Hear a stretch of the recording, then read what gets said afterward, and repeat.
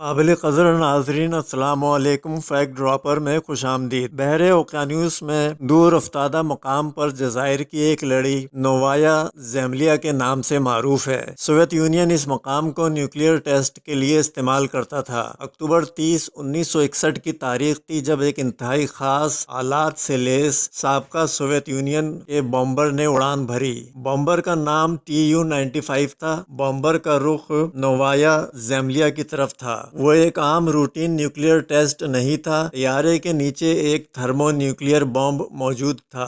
یہ اتنا بڑا تھا کہ اندرونی عام بومب بے میں نہیں سما سکتا تھا۔ اس کا سلنڈر ڈیوائس 26 فٹ طویل اور وزن 27 میٹرک ٹن تھا۔ اس کا خاص نام اس دلائی 602 تھا، انگریزی میں آئٹم 602، لیکن تاریخ میں اس کا نام زار بومبا پڑ گیا، مطلب روسی انداز میں شہنشاہ بومب۔ ناظرین، اس میں کوئی مبالغہ آرائی نہیں ہے کہ اس کی تباہ کن طاقت 57 میگا ٹن تھی، جبکہ ہیروشیما پر گرائے جانے والے بوم کی قوت 15 کلو ٹن تھی۔ مطلب یہ ہوا کہ زار بومبا ہیروشیما والے بوم سے 3800 گنا زیادہ تباہ کن تھا۔ تباہی و بربادی کا ہیبت ناک دیوتا۔ اس روز 1961 میں اسے پیراشوٹ کے ذریعے اس لیے گرایا گیا کہ نیچے جانے کی رفتار کم رہے اور Tu-95 اپنے عملے کے ساتھ فرار ہونے میں کامیاب ہو جائے۔ زار بومبا ٹارگٹ سے 4 کلومیٹر اوپر پھٹا تو دھماکے کی شدت ناقابل بیان تھی۔ 35 کلومیٹر کے دائرے میں ہر شے فنا ہو گئی اور مشروم جیسا بادل 60 کلومیٹر تک بلند ہو گیا۔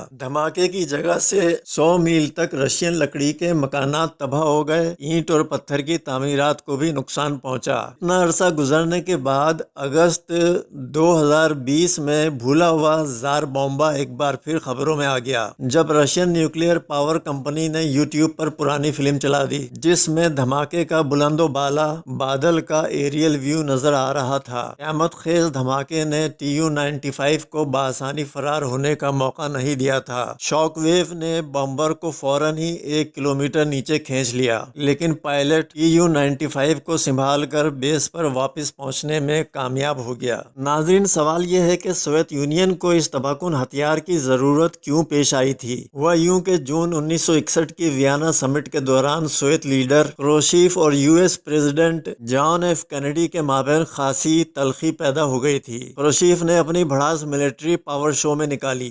دونوں سپر پاورز برسوں سے نیوکلیئر ٹیسٹنگ میں مصروف تھے۔